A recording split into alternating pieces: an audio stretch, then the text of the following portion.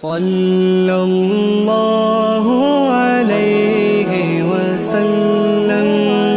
نماز پڑھنے والے اگر نماز کی روح سے آشنا ہو جائیں کہ یہ محض اوپر نیچے ہونے کی مشق نہیں ہے، بلکہ یہ اللہ کے حضور اپنی نیاز مندی کا اظہار ہے، اپنے عجز کا اظہار ہے، تو پھر نماز ان کو وہ مقام دیتی ہے اور وہ شعور بخشتی ہے کہ جو بے نمازی کے نصیب میں کہاں۔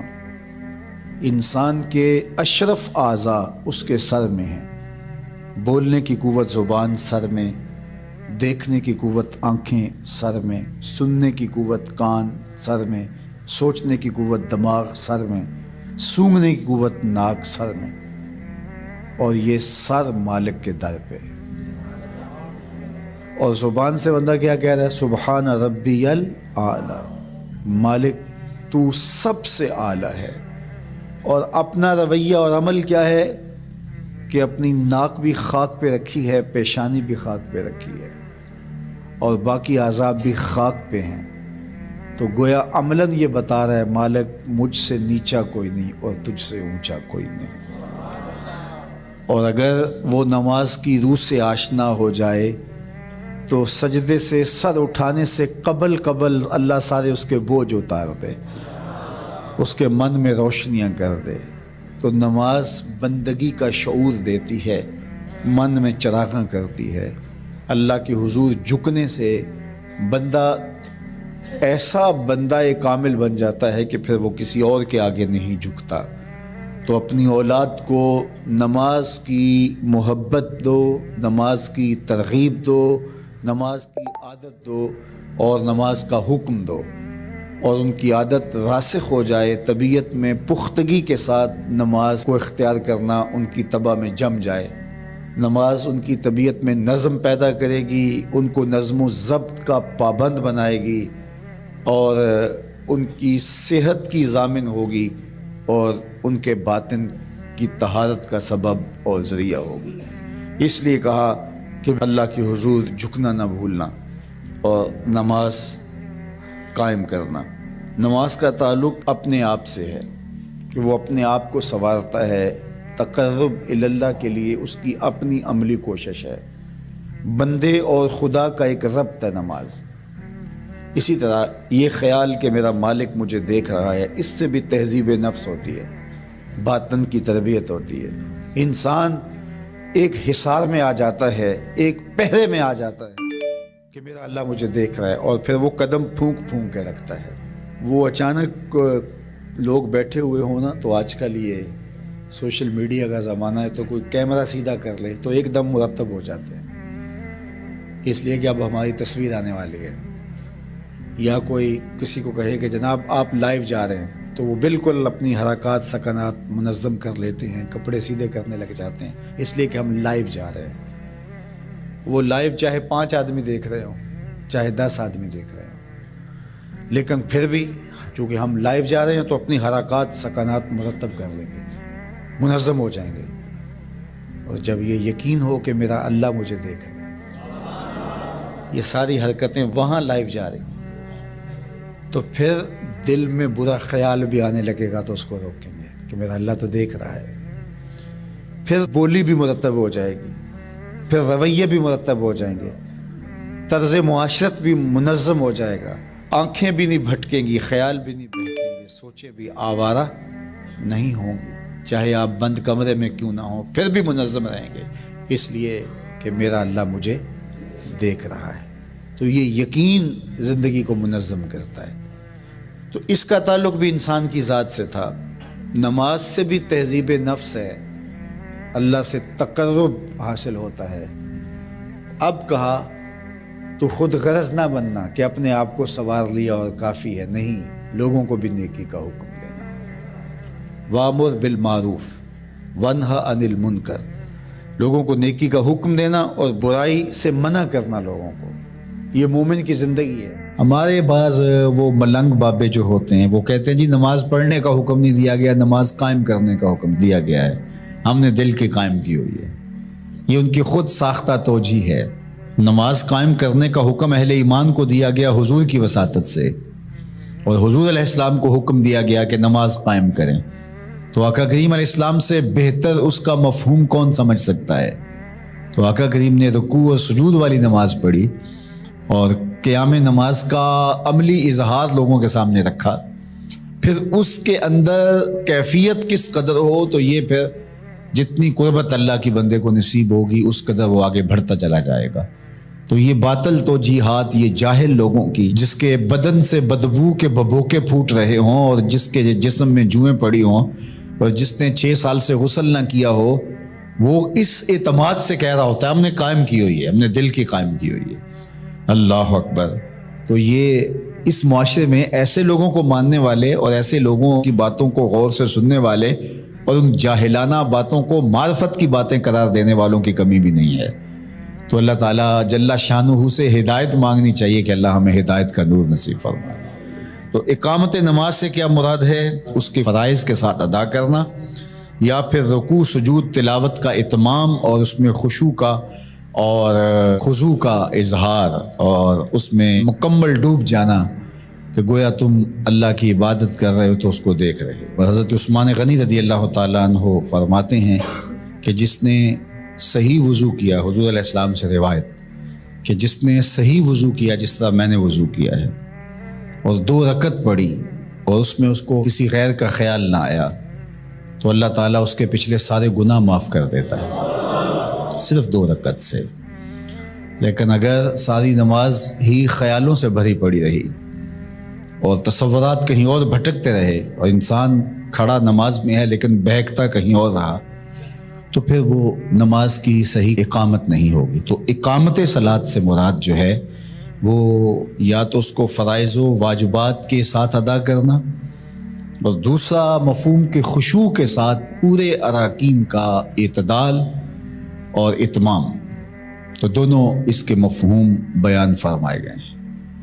تو ظاہر ہے کہ ابتدا کے اندر تو کوشش ہوگی کہ فرائض واجبات پورے ہو جائیں، تو وہ خشوع اگر نہیں بھی حاصل ہو پایا تو پھر بھی کوشش جاری رکھنی چاہیے، نہ یہ کہ اب وہ تو کیفیت ہی نہیں نصیب ہو رہی تو میرا نماز پڑھنے کا کیا فائدہ. حضرت محدث کچھوچوی علیہ رحمہ سے کسی مرید نے کہا حضرت نماز پڑھتا ہوں لیکن لطف نہیں آتا، مزہ نہیں آتا. تو آپ نے اسے سوالیہ انداز میں پوچھا کہ اس کے باوجود بھی پڑھتے ہو؟ اس نے کہا جی وہ تو فرض ہے، پڑھتا تو ہوں. تو آپ جھومنے لگے، فرمایا واہ واہ، تمہیں مزہ نہیں آتا پھر بھی پڑھتے ہو؟ اس کا مطلب ہے تم مزے کے لیے نہیں اللہ کے لیے پڑھ رہے ہو. تو اگر لطف آ جائے، وہ کیفیت، وہ حظ، وہ تو بہت بڑی بات ہے. لیکن اگر نہیں بھی ہے تو اس کا فریضہ تو ہے اس کی طرف سے جو عائد ہوتا ہے. تو وہ شکل بنا کے تو کھڑے ہوں، وہ صورت بنا کے تو کھڑے ہوں، تو کسی دن وہ کیفیت بھی پیدا ہو جائے گی. خورش دے بدر را جو کب کو حمام کہ یک روز افتد ہمائے بدام. سعدی شیرازی فرماتے ہیں کہ دانے ڈالتا رہے، چوغا ڈالتا رہے، کبھی کبوتر آئے گا، کبھی کوا آئے گا، کبھی کوئی اور فاختہ آ جائے گی، لیکن کسی دن وہ بھی آ جائے گا جس کے لیے تم یہ سب کچھ کر رہے ہو. تو اس لیے محنت کو جاری رکھو، کوشش کرتے رہو، تو ایک دن انشاءاللہ اس کیفیت میں بھی چلے جاؤ گے. دروازہ کھٹکھٹانا چھوڑنا نہیں ہے، دستک دیتے رہو، کبھی تو بوا کھلے گا نا، کبھی تو آواز آئے گی کھلا ہے دروازہ آ جاؤ اندر. پھر اندر سرور کی وادی ہوگی، کیف کا جہاں آباد ہوگا. اور آقا کریم نے ہمارے لیے آسانی پیدا فرما دی کہ اللہ کی عبادت اس طرح کرو کہ گویا تم اسے دیکھ رہے ہو، اور اگر یہ نہیں تو کم از کم یہ کیفیت تو ہو کہ وہ تمہیں دیکھ رہا ہے. تو اپنی اپنی کیفیت ہوتی ہے. بہرحال نماز کو ترک نہیں کرنا، بھرپور کوشش ہو کہ خشوع و خضوع کے ساتھ نصیب ہو. تو نماز کی اقامت کا یہی مفہوم چاہیے. شیطان ادھر سے بھی حملہ آور ہو سکتا ہے، ادھر سے بھی ہو سکتا ہے، آگے سے بھی ہو سکتا ہے. اور اس نے اللہ کے حضور قسم کھائی تھی وَبِعِزَّتِكَ لَأُغْوِيَنَّهُمْ أَجْمَعِينَ، تیرے سامنے یہ بات قسم کر کے کہہ رہا ہوں کہ میں تیرے بندوں کو تیرے تک نہیں آنے دوں گا. ان کے دائیں سے آؤں گا، ان کے بائیں سے آؤں گا، آگے سے آؤں گا، پیچھے سے آؤں گا، چاروں طرف سے حملہ. کدھر بھاگیں گے؟ اللہ اکبر. ظالم 2 راستے بھول گیا، اوپر والا اور نیچے والا. جب بندہ دعا کے لیے ہاتھ اٹھاتا ہے یا سر سجدے میں رکھ دیتا ہے، شیطان کچھ بھی نہیں کر پاتا. تو یہ دائیں سے بھی آ رہا ہے، بائیں سے بھی آ رہا ہے، آگے سے بھی آ رہا ہے، پیچھے سے بھی آ رہا ہے، اور اس نے خود اللہ کے سامنے قسم کی ہے، مجھے تیری عزت کی قسم، ان بندوں کو تیرے تک نہیں آنے دوں گا، چاروں طرفیں گھیر لوں گا۔ تو یہ چومکھی لڑائی ہے شیطان کے ساتھ، کبھی یہ کسی طرح سے آ جاتا ہے، کبھی کسی طرح سے آ جاتا ہے، کبھی کسی طرح سے آ جاتا ہے۔ تو اس کے بڑے مکر و فریب اور بڑے طریقے ہیں، اللہ تعالیٰ اس کے مکر و فریب سے ہمیں محفوظ فرمائے۔ نماز کا حکم صادر کیا گیا ہے۔ نماز اللہ کے قرب کا ذریعہ ہے۔ بندہ سجدے میں سب سے زیادہ اپنے رب سے قریب ہوتا ہے۔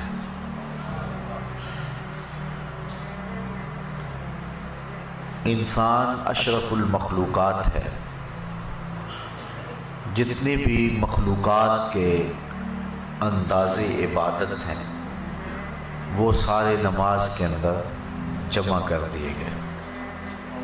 قیام، رکوع، قومہ، جلسہ،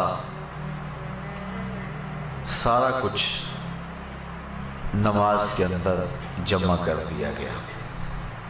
بلکہ ایک روایت میں آتا ہے کہ جب کوئی شخص نماز پڑھنے کے لیے کھڑا ہوتا ہے تو فرشتوں کی 10 صفیں ہیں جو تعجب اور رشک کرتی۔ صاحب قوت القلوب شیخ ابو طالب مکی نے اس کا مفصل تذکرہ فرمایا ہے کہ کچھ فرشتے قیام میں ہیں، کچھ فرشتے قعود میں ہیں، کچھ فرشتے رکوع میں ہیں، کچھ فرشتے سجدے میں ہیں، کچھ تسبیح کر رہے ہیں، کچھ تحلیل کر رہے ہیں، کچھ استغفار طلب کر رہے ہیں، کچھ ثنا کرتے ہیں، کچھ درود پڑھتے ہیں اور کچھ دعا مانگ رہے ہیں۔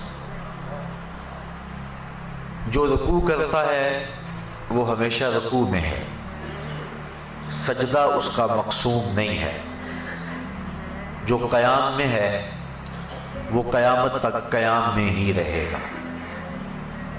جو تسبیح کر رہا ہے اس کا وظیفہ تسبیح ہی ہے۔ جو ثنا میں لگا ہے وہ ثنا کو ہی ساری زندگی قیامت تک اپنائے رکھے گا۔ جو استغفار طلب کر رہا ہے وہ استغفار میں ہی ہے۔ لیکن جب انسان نماز کے لیے کھڑے ہوتے ہیں تو یہ 10 صفیں جو فرشتوں کی ہیں یہ انسان پہ رشک کرتی ہیں، اس اعتبار کے کہ جو قیام میں ہے وہ کہتے ہیں کہ میری نماز میں تو صرف قیام ہے، لیکن یہ انسان کتنا خوش نصیب ہے کہ اس کی نماز میں قیام بھی ہے، رکوع بھی ہے، سجدہ بھی ہے، قعود بھی ہے۔ استغفار والے کہتے ہیں کہ میرے پاس صرف استغفار ہے، ثنا والا کہتا ہے کہ میرے پاس صرف ساری زندگی ثنا ہے، لیکن اس کی نماز میں ثنا بھی ہے، اس کی نماز کے اندر استغفار بھی ہے، اس کی نماز کے اندر دعا بھی ہے، اس کی نماز کے اندر درود بھی ہے، اس کی نماز کے اندر سلام بھی ہے۔ تو اس طرح فرشتوں کی جو 10 صفیں ہیں جو مختلف نوعیت کے طرز عبادت میں لگی ہوئی ہیں، تو حضرت انسان کی عبادت پر فرشتے بھی رشک کرتے ہیں کہ یہ کتنا اللہ کا مقرب ہے کہ اللہ نے اپنی عبادت کے سارے طریقے اور اپنے کو پکارنے کے سارے انداز ایک انسان کو عطا کر دیے۔ نماز اللہ کے قرب کا سب سے بڑا ذریعہ ہے۔ حضرت شیخ مجدد الفسانی علیہ رحمہ فرماتے ہیں کہ جو لذت نماز میں ہے وہ کسی اور جگہ موجود نہیں ہو سکتی ہے۔ نماز کی فضیلت، مجد و شرف، اس کا انداز اور اس کا آپ اندازہ اس سے لگا سکتے ہیں کہ نماز تو مجد و شرف اور فضل و کمال کا سبب ہے ہی۔ جو اذان ہے اس کی اتنی برکتیں ہیں کہ حضور نبی رحمت صلی اللہ علیہ وآلہ وسلم نے فرمایا المؤذنون اطول الناس اعناقا یوم القیامہ، قیامت کے دن سب سے اونچی گردنیں اذان دینے والوں کی ہوں گی۔ یہ حضرت معاویہ رضی اللہ تعالی عنہ سے مروی ہے۔ قیامت کے میدان کے اندر جب لوگ چلیں گے تو سب سے اونچی گردنیں مؤذن اذان دینے والوں کی ہوں گی۔ بلکہ ایک شخص حضور کی خدمت میں حاضر ہوا اور وہ عرض کرتا ہے کہ حضور مجھے ایسے عمل کی نشاندہی کیجئے کہ میں وہ عمل کر کے جنت میں داخل ہو جاؤں۔ تو حضور نے فرمایا کن مؤذنا، تو مؤذن بن جا، پنجگانہ اذان دیا کر۔ اس نے کہا لا استطیع، میں اس کی استطاعت نہیں رکھتا۔ وقت پر آنا، سب نمازیوں سے پہلے آنا اور وقت کا خیال رکھتے ہوئے اذان دینا، یہ سب سے مشکل کام ہے۔ اس نے کہا کہ میں اس کی استطاعت نہیں رکھتا۔ فرمایا کن اماما، اچھا پھر تو امام بن جا۔ اس نے عرض کی لا استطیع، میں اس کی استطاعت بھی نہیں رکھتا۔ تو پھر حضور نے ارشاد فرمایا فقم بإزاء الامام، تو پھر امام کے پیچھے کھڑا ہو جانے والا ہو جا۔ تو اگر کوئی شخص جنت میں داخل ہونا چاہتا ہے تو ان تین چیزوں میں سے ایک چیز اس کو ضرور اختیار کرنا پڑے گی، یا مؤذن بن جائے، یا امام بن جائے، یا امام کے پیچھے کھڑا ہونے والا ہو جائے۔ تو نماز کی جو فضیلت ہے وہ تو ہے ہی، اذان کی اتنی فضیلت ہے۔ کل قیامت کے دن مؤذن حضرت بلال حبشی کی قیادت کے اندر جنت میں جائیں گے اور ان کی گردنیں لوگوں سے بلند ہوگی۔ بلکہ نماز کے لیے ایک مؤذن تو اذان دیتا ہے، اس کی تو برکتیں ہیں ہی۔ ایک حدیث میری نظر سے گزری لا تسبوا الدیگ لأنہ یوقظ للصلاۃ، فرمایا کبھی مرغے کو گالی نہ دینا، یہ تمہیں نماز کے لیے جگاتا ہے۔ جو مرغا نماز کے لیے بیدار کرے وہ محبوب بن جاتا ہے، تو جو نماز کے لیے اذان دے وہ کتنا محبوب ہوتا ہے۔ وہ محبوب ہوتا ہے تو جو نماز جو مقصود ہے جو پڑھے پھر اس کو اللہ کی محبت کتنی حاصل ہوتی ہے۔ بلکہ جب کوئی شخص ندا دیتا ہے، حدیث شریف میں لفظ ہیں حضرت ابو ہریرہ رضی اللہ تعالی عنہ سے مروی ہے، جو شخص ندا دے اور پھر جو اس کا جواب دے۔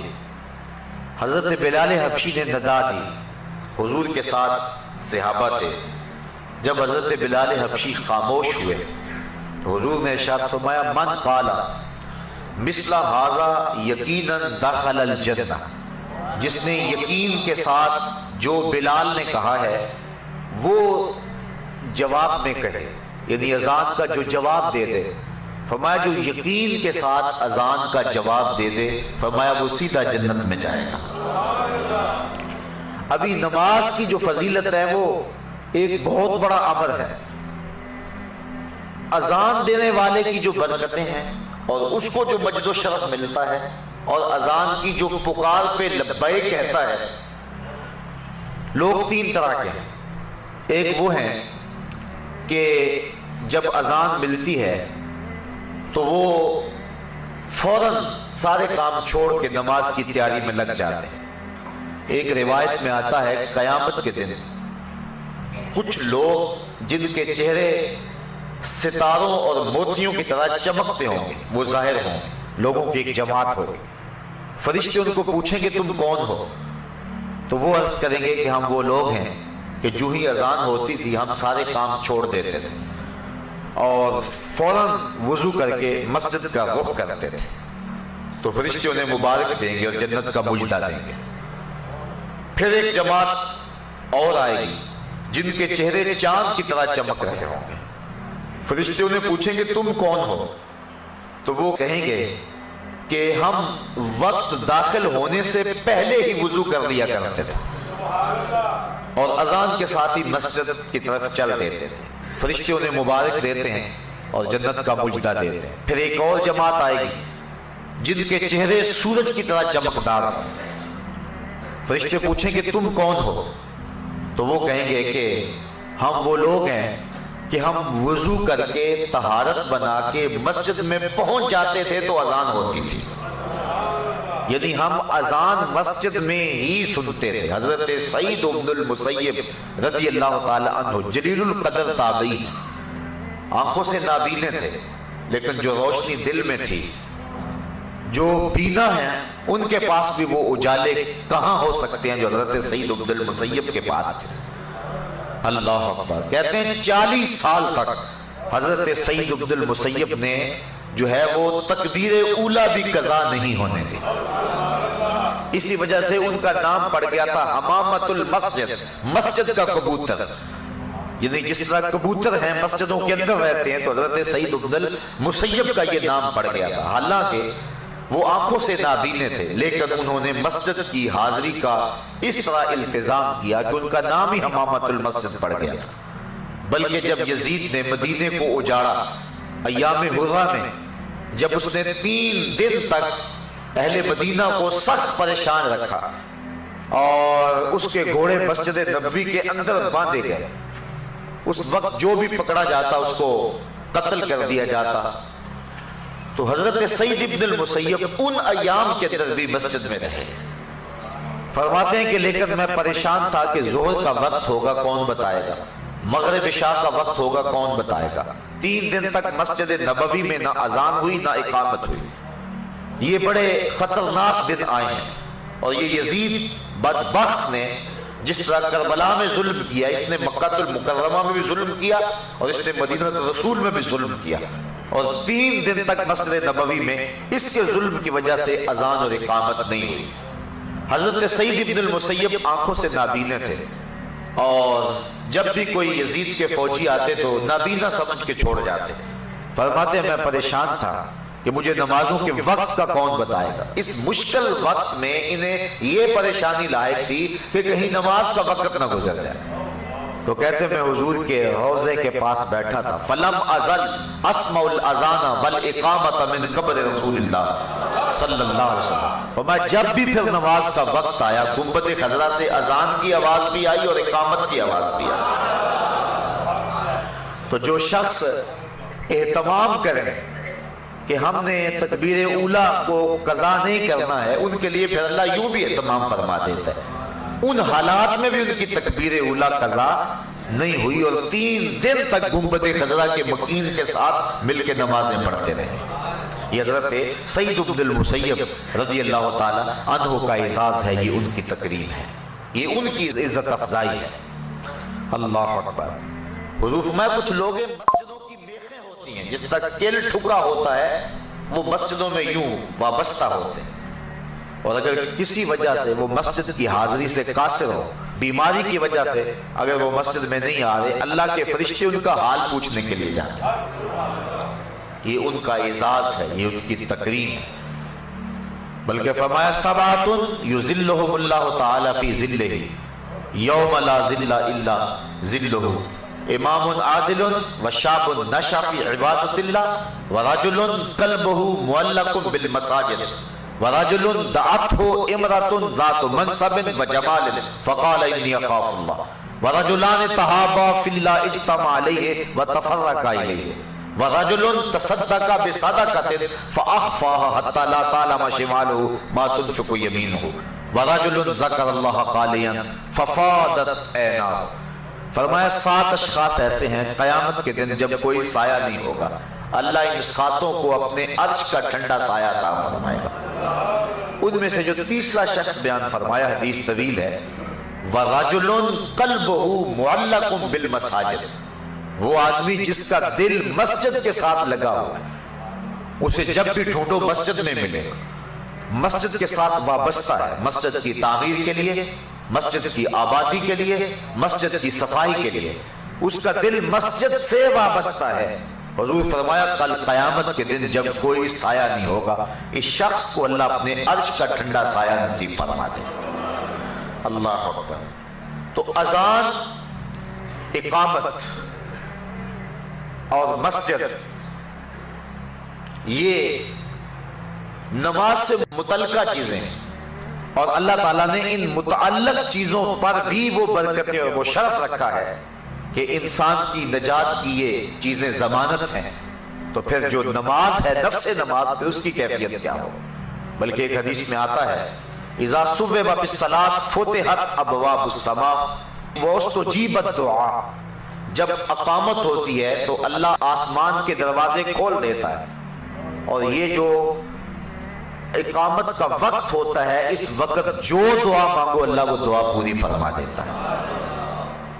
اور حضرت انس رضی اللہ تعالی عنہ سے روایت ہے کہ اقامت اور اذان کے درمیان کا جو وقفہ ہوتا ہے، اس وقفے میں جو بھی دعا مانگی جائے اللہ تعالیٰ اس دعا کو قبول فرماتا ہے، رد نہیں کرتا، بلکہ حضور نے ارشاد فرمایا کہ اس وقت اللہ سے دعا مانگ لیا کرو۔ صحابہ نے عرض کی حضور پھر کون سی دعا مانگے؟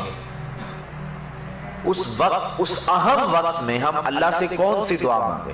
حضور نے فرمایا صلی اللہ العافیت فی الدنیا والآخرہ، اللہ سے دنیا اور آخرت دونوں جہاں کی بہتری اور عافیت طلب کر لیا کرو، یعنی دنیا بھی ٹھیک ہو جائے، آخرت بھی ٹھیک ہو جائے۔ مومن دونوں جہانوں کا طلبگار ہے۔ ایک صحابی کو دیکھا سخت کمزور ہے، فرمایا تمہاری یہ حالت کیا ہوئی؟ عرض کی حضور میں نے اللہ سے دعا مانگی کہ جو دکھ تکلیفیں میرے مقدر کی ہیں وہ آخرت میں نہ آئیں، دنیا پہ ہی آ جائیں، اور میں دنیا پہ سارے دکھ اور عذاب اور مصیبتیں جھیل لوں تاکہ میری آخرت صاف ہو جائے۔ بظاہر یہ بڑی ایک ایسی بات تھی جس پہ داد دی جاتی کہ اس نے آخرت کو اختیار کیا، لیکن حضور اس بات پر خوش نہیں ہوئے۔ فرمایا تو نے یہ کیوں کہا ہے کہ میرے حصے کی جو تکلیفیں ہیں وہ دنیا پہ ہی آ جائیں، آخرت میں نہ آئیں؟ تو نے یہ کیوں نہیں کہا ربنا آتنا فی الدنیا حسنۃ وفی الآخرۃ حسنۃ، اے اللہ مجھے دنیا میں بھی بہتریاں دے دے، آخرت میں بھی بہتریاں دے دے۔ جو مومن ہے وہ دونوں جہاں کی بہتریاں چاہتا ہے۔ یہ نہیں ہے کہ دنیا کے اوپر پستے رہیں، ہم دنیا کے اوپر پسنے کے لیے نہیں آئے۔ امت مسلمہ دنیا آخرت دونوں کی طالب اور دونوں کی چاہنے والی، اور اللہ کے خزانے بڑے وسیع ہیں، اس لیے جب اس سے مانگو تو کھل کے مانگو، تم اپنے دامن کو تنگ پاؤ گے، اس کے خزانوں میں کمی نہیں ہے۔ اس لیے اپنے لیے بھی مانگو، اوروں کے لیے بھی مانگو، دنیا بھی مانگو، دین بھی مانگو، آخرت بھی مانگو۔ تو عرض کی گئی حضور اذان اور اقامت کے درمیان اللہ سے کیا مانگے؟ تو فرمایا صلی اللہ العافیت فی الدنیا والآخرہ، اللہ سے دنیا اور آخرت کی عافیت طلب کرو۔ تو یہ قبولیت کے لمحے ہیں جو دعا کی جائے اللہ اس دعا کو مستجاب فرماتا ہے۔ بلکہ نماز تو آگے آتی، جب انسان وضو کے لیے اپنے چلو میں پانی لیتا ہے تو اللہ تعالیٰ اس کے چلو میں پانی لیتے ہی اس کے گناہوں کو معاف فرما دیتا ہے۔ حضرت عثمان بن عفان رضی اللہ تعالی عنہ، آپ ایک جگہ تشریف لائے اور آپ نے پانی منگوایا، پھر اس کے بعد آپ نے وضو کیا، اور وضو کرتے کرتے آپ مسکرانے لگے۔ جو لوگ پاس کھڑے تھے حضرت عثمان ابن عفان انہیں کہنے لگے کہ تم نے مجھے پوچھا نہیں کہ میں مسکرایا کیوں؟ لوگوں نے کہا اچھا آپ بتائیں کہ آپ کیوں مسکرائے؟ تو حضرت عثمان فرمانے لگے کہ ایک دن میں حضور علیہ السلام کے ساتھ تھا، تو آقا کریم علیہ السلام نے وضو کیا اور یوں مسکرائے، لوگ کھڑے تھے، تو حضور نے فرمایا الا تسألونی ما اضحکک، تم نے مجھے پوچھا نہیں صحابہ کہ میں مسکرایا کیوں؟ تو صحابہ نے عرض کی ما اضحکک یا رسول اللہ، حضور آپ ارشاد فرمائیں نا کہ آپ کیوں مسکرائے؟ تو حضور نے ارشاد فرمایا ان العبد اذا دعا بوضوء فغسل وجهه حتى الله عنه كل خطيئة اصابها بوجهه واذا غسل ذراعيه كان كذلك واذا طهر قدميه كان كذلك۔ فرمایا جب کوئی شخص وضو کے لیے پانی منگواتا ہے اور پانی منگوا کے اپنے چہرے کو دھوتا ہے، اللہ ہر خطا کو چہرے سے دور کر دیتا ہے، اور اسی طرح جب وہ اپنے بازو دھوتا ہے تو ہاتھوں کے سارے گناہ اللہ تعالیٰ دھو ڈالتا ہے، اور اسی طرح جب وہ اپنے پاؤں کو دھوتا ہے تو اللہ تعالیٰ جل شانہ پاؤں کے سارے گناہوں کو دھو ڈالتا ہے۔ نماز کا فضل و شرف اور اس کی فضیلت وہ تو مسلمہ ہے، نماز سے پہلے جو عمل ہے اللہ اس کی برکتوں سے گناہگار کو جہنم کی آگ سے آزادی بخشتا ہے۔ بلکہ جس جگہ پر نماز پڑھنی ہے اگر اس جگہ کو کوئی شخص اس کی صفائی ستھرائی کرے، ایک حدیث کے اندر لفظ ہے کہ اخراج القمامۃ منہا مہور الحور العین، جو شخص مسجد سے کوئی تکلیف دہ چیز، کوڑا کرکٹ یا کوئی گندگی وہاں سے نکال کر کے باہر پھینکے تو حضور نے فرمایا یہ موٹی آنکھ والی حوروں کا حق مہر ہے۔ یہ جو مسجد کی صفائی کرتے ہیں، علماء نے لکھا ہے کہ مسجد صاف کرنے سے دل صاف ہوتا ہے۔ جو شخص مسجد صاف کرے اس کا دل پاک اور ستھرا ہو جاتا ہے۔ اور یہ مسجد سے جو آپ کوڑا کرکٹ نکال کے باہر پھینکتے ہیں، یہ جنتی حور کا مہر ہے جو آپ ادا کر رہے ہیں۔ اللہ اکبر۔ بلکہ حضور علیہ السلام نے ارشاد فرمایا من بنا للہ مسجدا، جس نے اللہ کے لیے مسجد بنائی، کس لیے؟ یذکر فیہ، تاکہ اس مسجد میں اللہ کا ذکر ہو۔ فرمایا بنى اللہ لہ بیتا فی الجنہ، اللہ اس کے لیے جنت میں گھر بنا دیتا ہے۔ اور ایک روایت میں ہے کہ جس نے تتر کے گھونسلے کے برابر، یعنی حجم میں تھوڑی جگہ پر مسجد بنائی، علماء نے یہ لکھا ہے، یہ نہ کہو فلاں مسجد چھوٹی ہے یا فلاں مسجد بڑی، یہ نہ کہو، کیونکہ کوئی بھی اللہ کا گھر چھوٹا نہیں ہے، سارے بڑے ہیں۔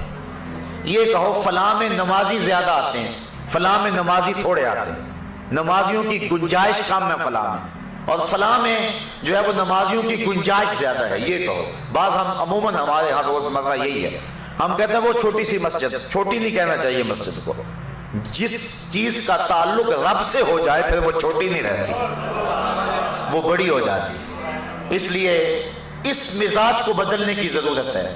بلکہ واصف علی واصف نے ایک بڑی خوبصورت بات لکھی، اس نے کہا مسجد کیا کوئی بھی شے چھوٹی نہیں ہے، کوئی شے چھوٹی تب نظر آتی ہے اسے دور سے دیکھا جائے یا پھر غرور سے دیکھا جائے۔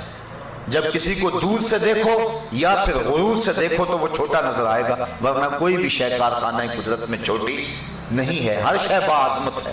تو بالخصوص جس چیز کی نسبت جو ہے وہ اللہ جل شانہ اس کے رسول کریم سے ہو جائے وہ چیز چھوٹی نہیں ہو سکتی ہے۔ یہ کہو گنجائش اس میں تھوڑی ہے نماز میں۔ حضور نے حضرت عباس بن عبد المطلب رضی اللہ تعالی عنہ، حضور کے رشتے میں چچا لگتے ہیں، ان سے پوچھا کہ چچا آپ بڑے ہیں یا میں بڑا ہوں؟ تو انہوں نے جواب عرض کی حضور سال میں نے زیادہ گزارے ہیں، بڑے آپ ہی ہیں۔ یہ نہیں کہا کہ میں بڑا ہوں، کہا سال میں نے زیادہ گزارے ہیں لیکن بڑے آپ ہی ہیں۔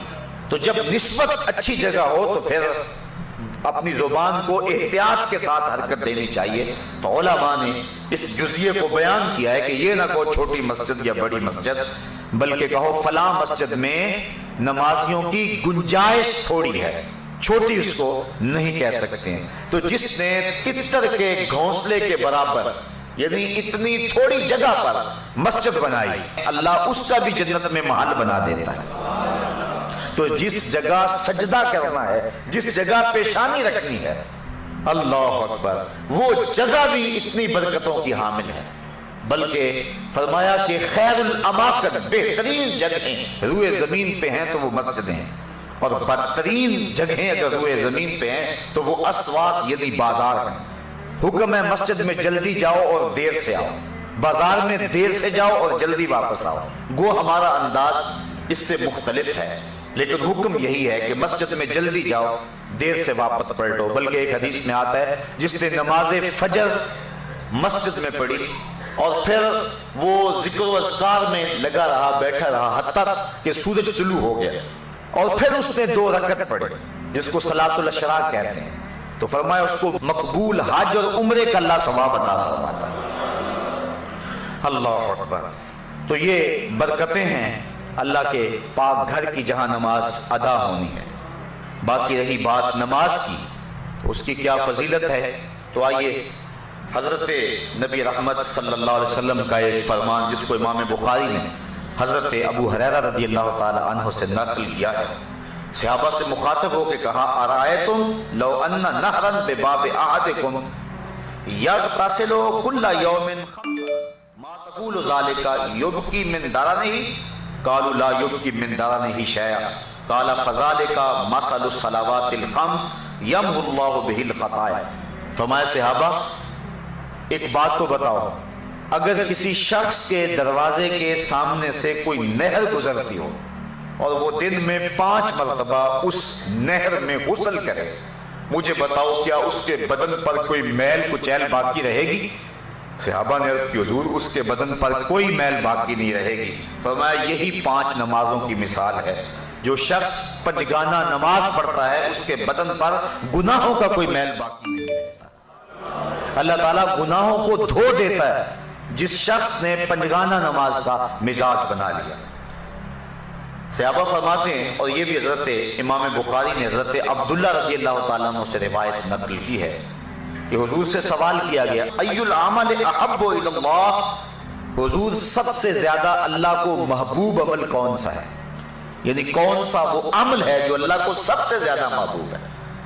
قال الصلاۃ علی وقتہا، فرمایا وقت پہ نماز پڑھنا۔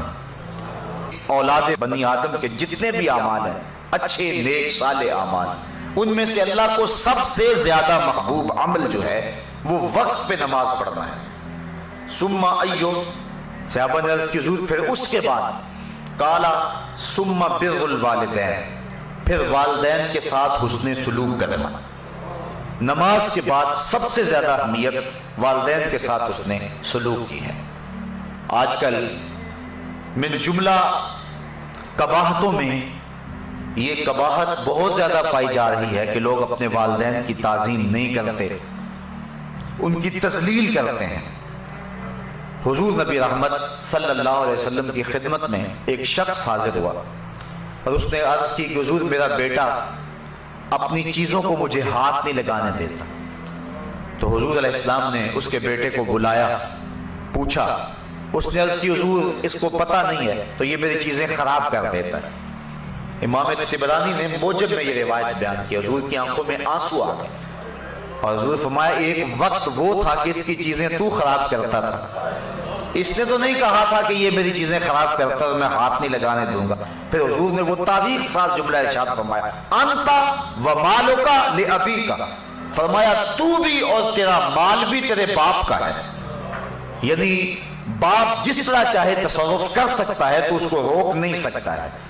تو والدین کی نافرمانی اللہ کی رحمتوں سے انسان کو محروم کر دیتی ہے، اور والدین کی فرما برداری اللہ کی رحمتوں کا حقدار بناتی ہے۔ ایک حدیث میں آتا ہے کہ 4 اشخاص ایسے ہیں کہ جب قیامت کا دن ہوگا تو جنت میں جانے سے انہیں کوئی شے بھی رکاوٹ نہیں ہوگی۔ ایک وہ شخص کہ جس نے ایسی سچی توبہ کی کہ گناہ کی طرف پلٹنا اتنا مشکل ہے جس طرح تھن سے نکلا ہوا دودھ واپس جانا مشکل ہوتا ہے، اور دوسرا وہ شخص جس نے اپنے والدین کو راضی کر رکھا، اور تیسری وہ خاتون جو اس حال میں مری کہ اس کا شوہر اس کے اوپر راضی تھا، اور چوتھا وہ شخص جس کے ذرائع آمدنی تھوڑے ہیں لیکن عیال کثیر ہے،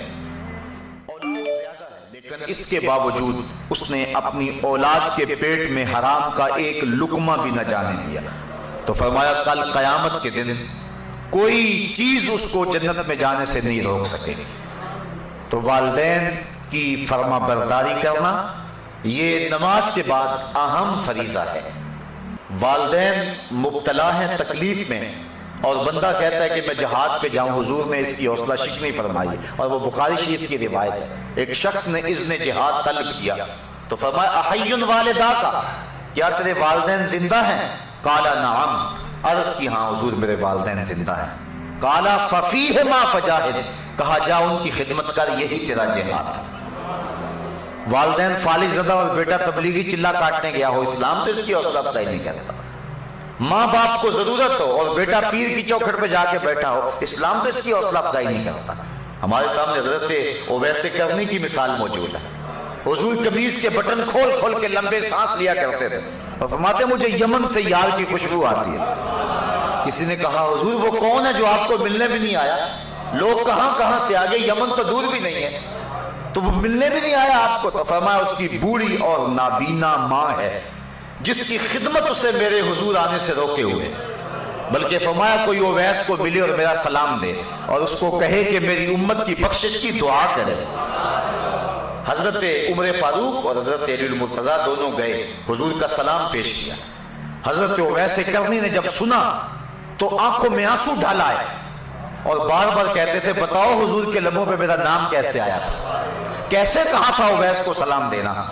جب محبتوں کے امٹتے ہوئے یہ جذبے دیکھے، کہا اتنا پیار حضور سے تو ملنے کیوں نہیں آیا؟ جب یہ بات کہی تو حضرت اویس نے رخ کو بدلا، کہا تم نے میرے رسول کو دیکھا ہے؟ کہا ہاں ہم تو شام سویرے رہتے ہی خدمت میں تھے۔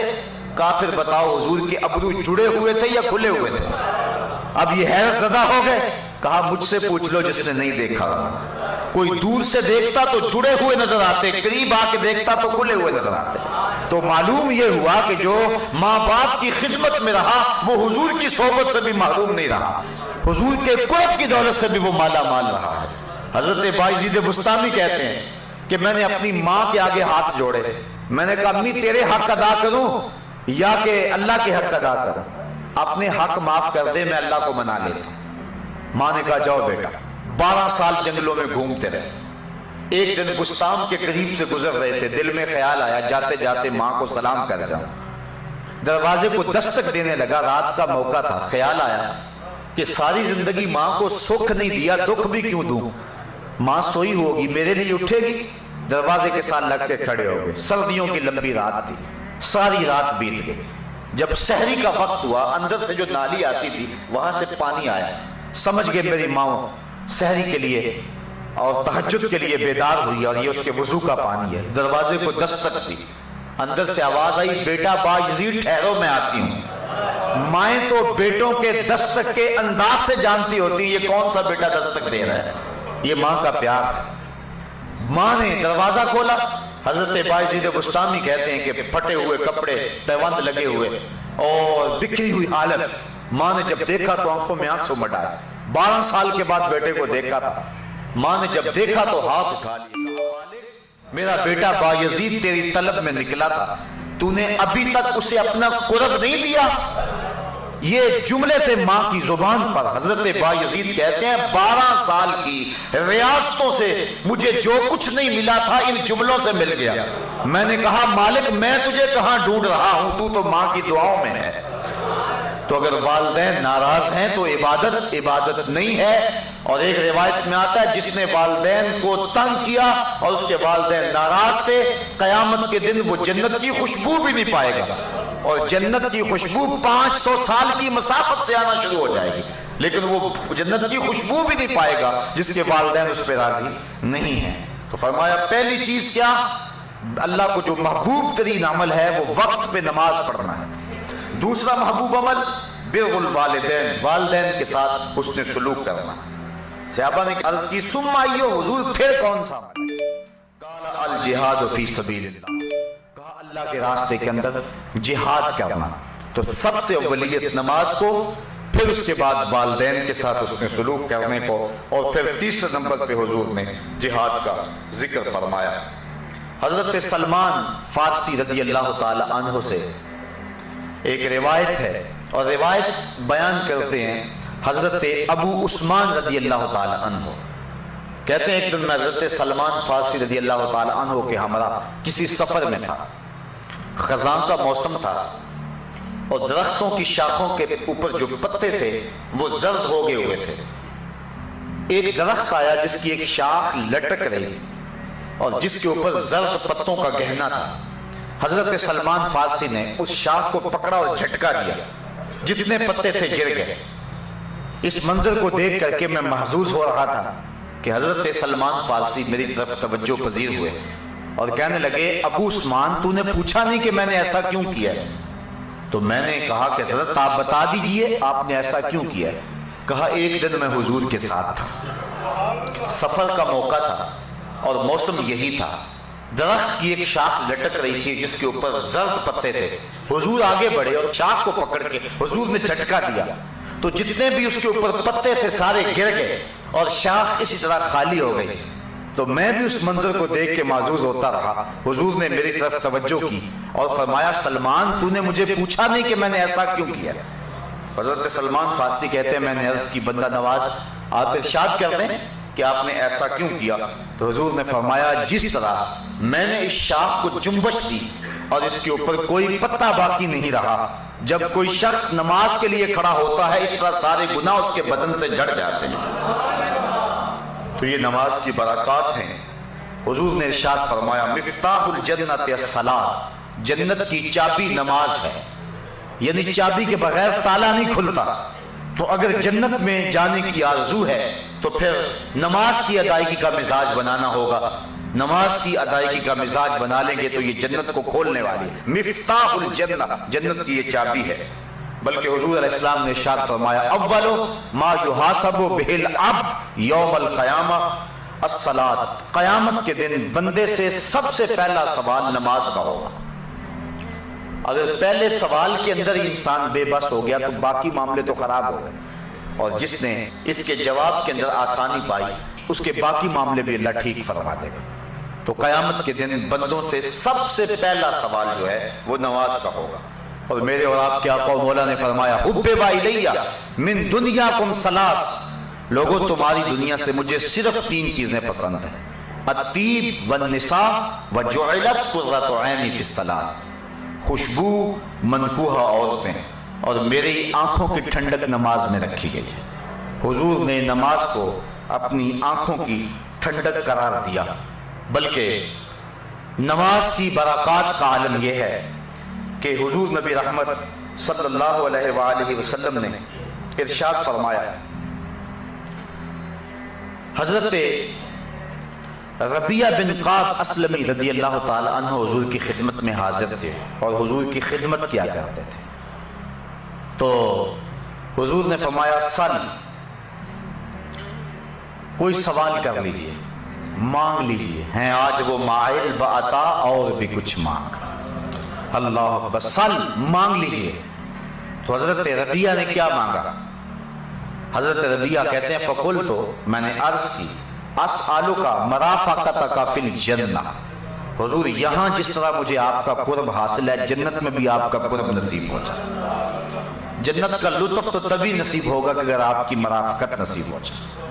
تو حضور علیہ السلام نے فرمایا او غیر ذالک، یہ تو مل گیا، کچھ اور مانگ لو۔ اللہ اکبر۔ تو میں نے عرض کی فقلت هو ذاک، میں نے کہا حضور بس یہی کافی ہے، جنت میں آپ کا قرب مل جائے تو مجھے اور کیا چاہیے؟ شاید اسی کا نام ہے توہین جستجو، ہو منزل کی تلاش تیرے نقش کفے پا کے بعد۔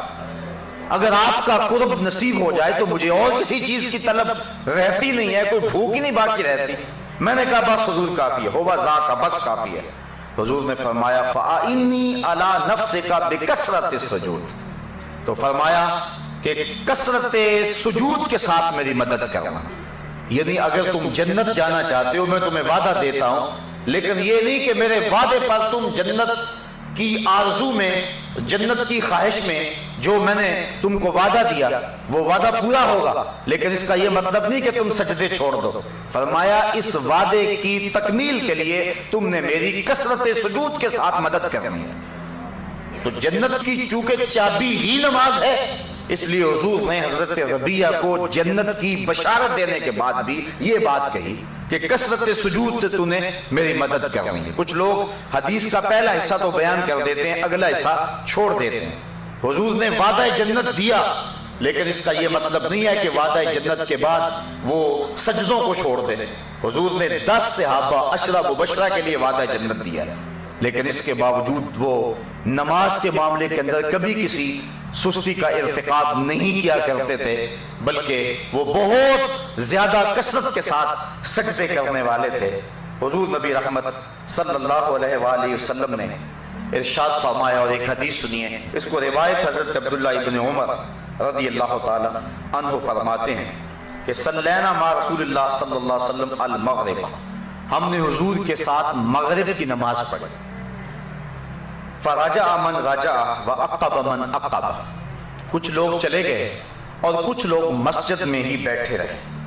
فجاء رسول اللہ صلی اللہ علیہ وسلم مسرعا، حضور تشریف لائے اور حالت یہ تھی کہ حضور بڑے تیز تیز قدم اٹھا کے جہاں صحابہ بیٹھے تھے ادھر آ رہے تھے، اور پھر حضور نے جب صحابہ کو دیکھا قالا ابشروا، فرمایا مبارک ہو، خوشخبری ہو تمہیں، ھذا ربکم قد فتح بابا من ابواب السماء، تمہارے رب نے آسمان کے سارے دروازے کھول دیے، یہ تمہارا رب ہے اور اس نے آسمان کے سارے دروازے کھول دیے ہیں، یباہی بکم الملائکہ، اور وہ فرشتوں میں فخر کر رہا ہے تمہاری وجہ سے، فرشتوں کے اندر اللہ فخر فرما رہا ہے، اور کیا فرما رہا ہے؟ یقول، وہ کہتا ہے انظروا الی عبادی قد قضوا فریضۃ وہم ینتظرون اخرى، اللہ فرماتا ہے اور میرے بندوں کو دیکھو، انہوں نے ایک نماز پڑھ لی ہے اور دوسری نماز کے انتظار میں بیٹھے ہوئے ہیں، تمہارے اس عمل کی وجہ سے اور تمہارے اس دوسری عشاء کی نماز کے انتظار کی وجہ سے اللہ فرشتوں میں فخر فرما رہا ہے۔ فرشتوں ذرا جھک کے نظر دوڑا کے ذرا میرے بندوں کی ادا کو تو دیکھو کہ وہ ایک نماز پڑھ کے دوسری نماز کا انتظار کر رہے ہیں۔ تو نماز کا طالب جو ہے اللہ جل شانہ اس پہ فخر کرتا ہے، حالانکہ بندے کو مندی کے اظہار کے لیے نماز پڑھنا ہوتی ہے، لیکن نماز پڑھنے والے پہ اللہ کتنا راضی ہوتا ہے کہ فرشتوں کو کہتا ہے اور آسمان کے سارے در کھول کے کہتا ہے فرشتوں دیکھ لو میرے بندوں کو، کیونکہ فرشتوں نے کہا تھا کہ سجدے تو ہم کریں گے، رکوع تو ہم کریں گے، یہ تو دھینگا مشتی کریں گے، یہ تو فساد اور شر پھیلائیں گے۔ اللہ فخر کرتا ہے اپنے ان بندوں پہ جو ایک نماز کے بعد دوسری نماز کے منتظر ہوتے ہیں، اور فرشتوں کہتا ہے دیکھو میرے بندوں کو، تم تو کہتے تھے کہ یہ لڑائی کریں گے، دیکھو کہ نماز پڑھ لیا، گھر کو نہیں جا رہے کہ دوسری پڑھ کے جائیں گے۔ اللہ بندوں کے اس عمل پہ جو ہے وہ فرشتوں کے اندر فخر فرما رہا ہے۔ حضور نبی رحمت صلی اللہ علیہ وآلہ وسلم نے ارشاد فرمایا من ترک الصلاۃ متعمدا فقد کفر جہارا، جس نے جان بوجھ کے نماز چھوڑی گویا اس نے اعلانیہ کفر کیا ہے۔ اور ایک حدیث کے لفظ سنیے، حضور نبی رحمت صلی اللہ علیہ وسلم نے نمازیوں کو بشارت دی جو پنجگانہ نماز جماعت کے ساتھ پڑھتے ہیں، اور ساتھ یہ بھی ارشاد فرمایا کہ جو لوگ نماز نہیں پڑھتے ہیں کل قیامت کے دن دشمنان خدا امیہ کے ساتھ اور حامان کے ساتھ، قارون کے ساتھ اور فرعون کے ساتھ کل قیامت کے دن کھڑے کر دیے جائیں گے۔ ہم میں سے کیا کوئی شخص یہ چاہتا ہے اور کوئی اس بات کو گوارا کر سکتا ہے کہ اللہ اور اس کے رسول کے دشمنوں کے ساتھ ہم کل قیامت کے دن کھڑے ہوں؟ لیکن اگر کوئی شخص نماز چھوڑنے کا عادی ہے تو اس کو دشمنان خدا کے ساتھ کھڑا ہونا پڑے گا۔ اللہ تعالیٰ قرآن مجید میں فرماتا ہے کہ کچھ لوگوں کو قیامت کے دن راستے میں لوگ ان کو ملیں گے اور وہ کہیں گے ما سلککم فی سقر، تم جہنم میں کیوں جا رہے ہو؟ تو وہ جواب کے اندر یہی کہیں گے کہ لم نکو من المصلین، ہم نماز نہیں پڑھا کرتے تھے، نماز نہ پڑھنے کی پاداش میں آج ہم جہنم کا ایندھن بن رہے ہیں۔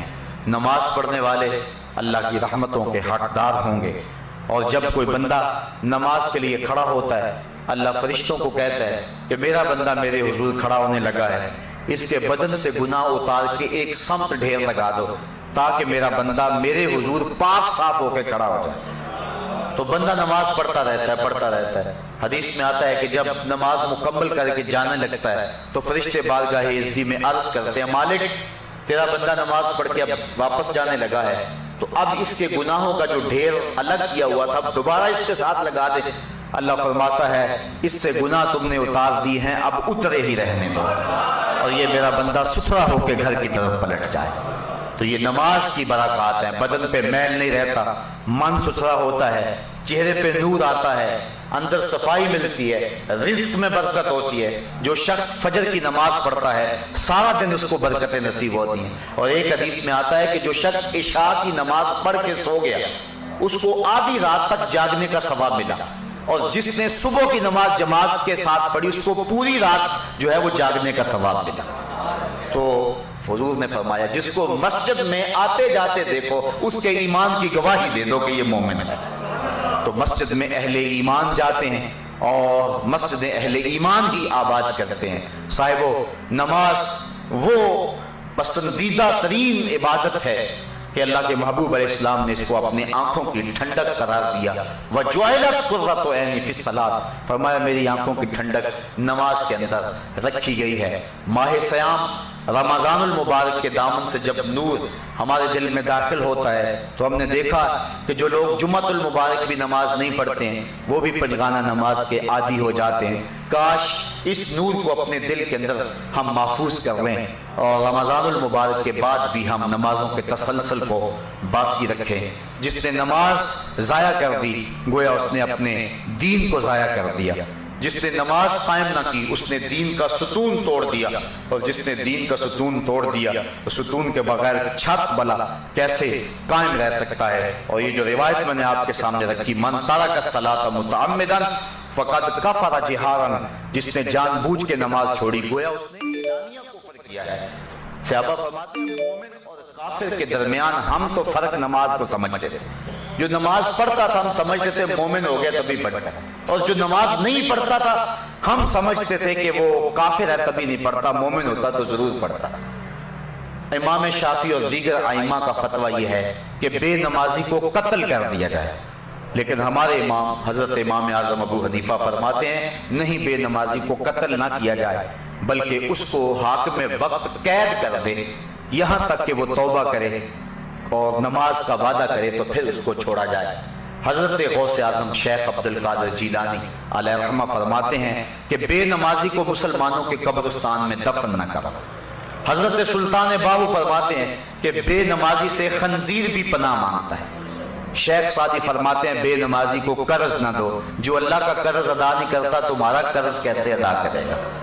تو یہ وعیدیں ہیں بے نمازی کے لیے، اور یہ خوشخبریاں تھیں احادیث کے ذخیرہ سے جو میں نے انتخاب کر کے آپ کے سامنے رکھی کہ اللہ نمازی کو کتنی برکتیں عطا فرماتا ہے اور اس کے اندر کتنے اجالے اور نور اترتے ہیں۔ اصل پتہ تو کل قیامت کے دن چلے گا، لیکن صاحبو جو دنیا کے اوپر نماز پڑھنے کا مزاج رکھتا ہے اللہ تعالیٰ جل شانہ آخرت کے اندر تو اس کو صلے دے گا ہی، اس کا دل طمانیت کے نور سے مالا مال ہو جاتا ہے۔ اور ذرا اظہار افسوس ہے ان لوگوں کے لیے کہ جو نماز نہیں پڑھتے ہیں۔ انسان اشرف المخلوقات ہے اور صبح لمبی تان کے سویا ہوتا ہے، ذرا غور تو کرے، صبح چڑیاں بھی اپنے گھونسلوں میں اللہ کا نام لے رہی ہوتی ہیں، اور حشرات الارض بھی اپنی بلوں سے سر نکال کے رب کا نام جپ رہے ہوتے ہیں۔ طوعاً و کرہاً کائنات کی کوئی چیز ایسی نہیں ہے جو رب کا نام نہ جپتی ہو۔ درخت، اشجار، کائنات کا ایک ایک ذرہ تمہارے رب کا نام جپنے والا ہے، تو جو اشرف المخلوقات ہے اس کا زیادہ حق ہے کہ وہ اپنے رب کے حضور بندگی کا سر جھکائے۔ لیکن یہ تکبر اور تمرد کے اندر آ کر کے اپنے رب کے حضور سجدے سے انکار کر دیتا ہے۔ علماء فرماتے ہیں کہ حضرت آدم علیہ السلام کو سجدہ کرنے سے انکار کیا تھا ابلیس نے، اللہ کو سجدہ کرنے سے انکار نہیں کیا تھا، اور وہ راندہ درگاہ ہو گیا۔ اور جو شخص 750 مرتبہ حکم کے باوجود اپنے رب کو سجدہ نہیں کرتا ہے اس کا پھر ٹھکانہ کیا ہوگا۔ شیطان نے تو حضرت آدم کو سجدہ نہیں کیا تھا، رب کو تو کرتا تھا، تو اللہ نے اس کو بھی راندہ درگاہ کر دیا، اور جو رب کو سجدہ نہیں کرتا ہے تو پھر اس کا ٹھکانہ کیا ہوگا۔ یہ سوچنے کی بات ہے اور بار بار سوچنے کی بات ہے۔ حضرت معاذ بن جبل رضی اللہ تعالیٰ عنہ فرماتے ہیں جو لا الہ الا اللہ پڑھتا رہا اور اس کا آخری کلام بھی لا الہ الا اللہ ہوا دخل الجنہ، وہ جنت میں داخل ہو۔ یہ وہ کلمہ ہے جو جنت میں داخلے کی ضمانت، اس لیے کثرت کے ساتھ ہمیں لا الہ الا اللہ پڑھنے کی تلقین کی گئی ہے۔ اللہ بندوں کا امتحان لیتا ہے، دے کر کے بھی اور لے کر کے۔ جو اللہ کے بندے ہوتے ہیں وہ کبھی بھی اللہ کی رضا کے دائرے سے باہر نہیں نکلتے۔ ان کے دو ہی رنگ ہوتے ہیں، نہ ملے تو صبر کرتے ہیں، مل جائے تو شکر کرتے ہیں۔ یہ دونوں آزمائشیں ہیں، کبھی صحت دے کے آزماتا ہے، کبھی بیماری دے کے آزماتا ہے، کبھی فراغت دے کے آزماتا ہے، کبھی مصروفیت سے آزماتا ہے۔ اللہ تعالی ہمیں اس امتحان میں کامیابی دے۔ صلی اللہ علیہ وسلم۔